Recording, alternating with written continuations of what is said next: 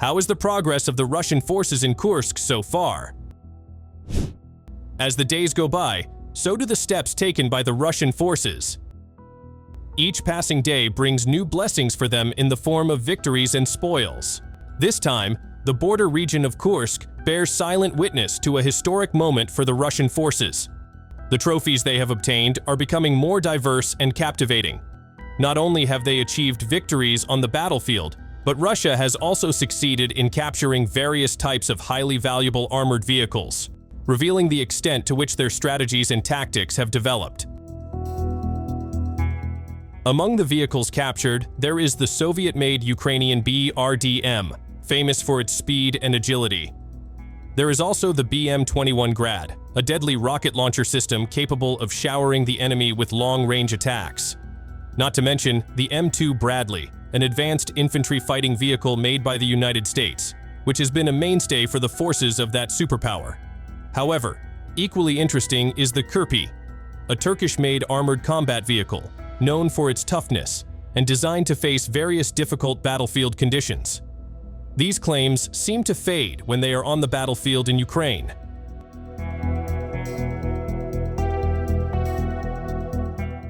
Next, as soon as the Russian paratroopers successfully seized these vehicles, they quickly moved into action.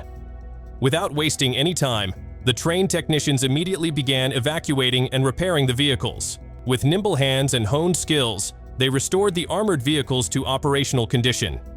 It seemed that nothing was too complicated for the Russian forces. Despite the challenging battlefield, they always found a way to ensure the vehicles could be used again to support the next mission.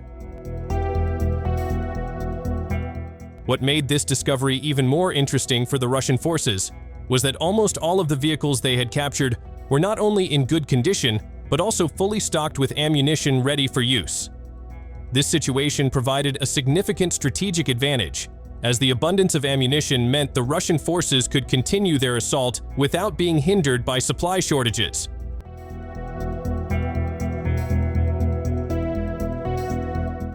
However, what was even more encouraging was the fact that these vehicles had not sustained critical damage. Were these vehicles really that unimportant to the Ukrainian forces? They could still be used without needing major repairs. With conditions like this, the Russian forces felt increasingly confident and ready to face even greater challenges. Each vehicle they seized and repaired was not just a trophy, but also a symbol of their strength and resilience in dominating the battlefield.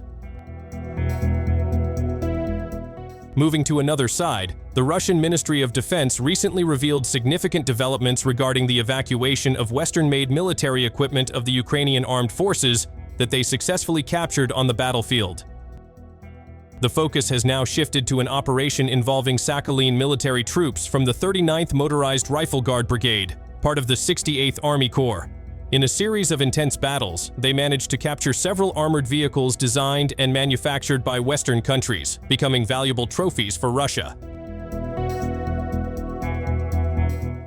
Among the equipment successfully evacuated, there were several vehicles renowned in the military world, such as the US-made Max Pro armored personnel carrier, the French Renault APC, and the Kozak armored vehicle. Although these pieces of equipment were made by countries highly advanced in military technology, their fate was not as fortunate as the Ukrainian forces had hoped. The Max Pro and Kozak, for instance, are known to have been deactivated due to landmine explosions planted by Russian military forces from the Far East along the frontline routes used by Ukrainian troops. Additionally, the Renault armored personnel carrier was severely damaged by a precision strike from a Russian drone, which successfully destroyed vital parts of the vehicle. However, despite the equipment being considered damaged and no longer operational for military use, they were still successfully evacuated from the high-risk battlefield. This success was due to extraordinary coordination between Russian ground troops and supporting units.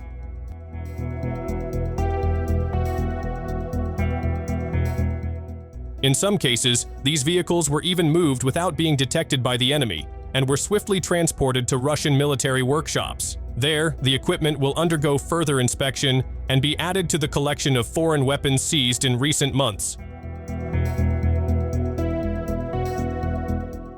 Meanwhile, in Kursk, Russian forces have captured a number of rare foreign-made armored vehicles, including a Jordanian-made Petra Hunter, which stands as one of the rare examples of military equipment successfully seized from Ukrainian forces. This capture was not limited to Jordanian armored vehicles, but also included various American-made equipment that fell into Russian hands.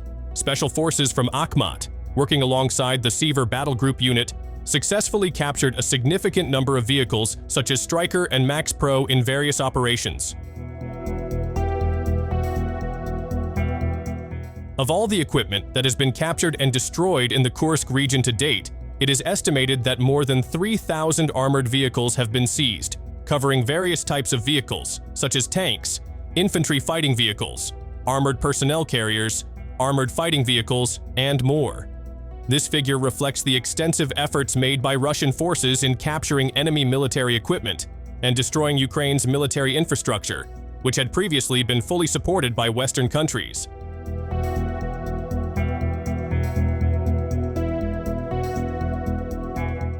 The Kursk assault has truly been a strategic failure for Ukraine. Ukraine should not have taken such unnecessary risks, as this only drained their resources by repeatedly facing Russian forces.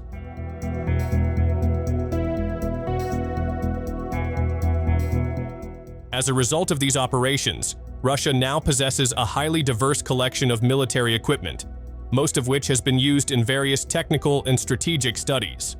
Furthermore, Russia's success in evacuating these seized foreign military assets also provides a significant advantage in designing more effective tactics and strategies for the future.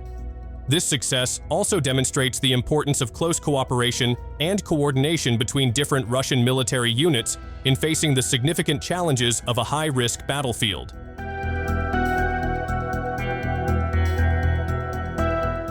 That's all for today, and thanks for watching.